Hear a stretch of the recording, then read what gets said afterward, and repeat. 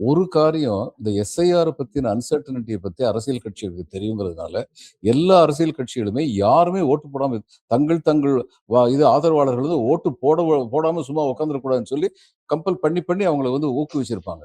அதனாலயே வந்து இந்த ம். வாக்குப்பதிவு வந்து எல்லா இடத்துலயுமே வந்து அதிகமா இருக்கிற மாரி எடுத்துக்கலாம். அப்படித்தான் ம். இருக்கும்.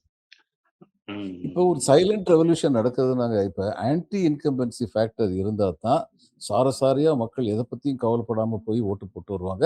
இதற்கு ஆளுங்கட்சிக்கு எதிராக. 2011 எலக்ஷன்லயே வந்து அது ஆன்டி இன்கம்பன்சி ஓட்டு கிடையாது. ஆன்டி ம். இன்கம்பன்சியா இருந்ததுன்னா, இவர் வந்து 80 சீட் வாங்குவாரா? எடப்பாடி வந்து ஜெயலலிதா மாரி ஒரு பெரிய ஆளுமை இல்லாதபோது 80 சீட் வாங்குவாரா? ம். அன்னைக்கு நடந்தது என்னன்னா, அவர் செய்த ஒரு பொலிட்டிக்கல் மிஸ்கால்குலேஷன். இந்த உள்ளீடு ஒதுக்கீடு வன்னியருக்கு குடுத்தாரு. அதன் மூலம் தன்னை தக்க வைத்துக் கொண்டார். வட தமிழ்நாட்டுல வந்து தன்னை தக்க வைத்துக் கொண்டார். அவருடைய கால்குலேஷன் இதனால வந்து பன்னீர்செல்வம் வந்து ஓபிஎஸ் வந்து மதிப்பிழப்பார் அவருடைய கம்யூனிட்டி மத்தியில. அது சரிதான். மதிப்பிழந்தார். அதன் ம். ம். காரணமாக அந்த கம்யூனிட்டி வந்து முக்குலத்தோர் வந்து ஏடிஎம்கேக்கு வந்து ஓட்டு போடல. அது ஒரு முக்கியமான காரணம்.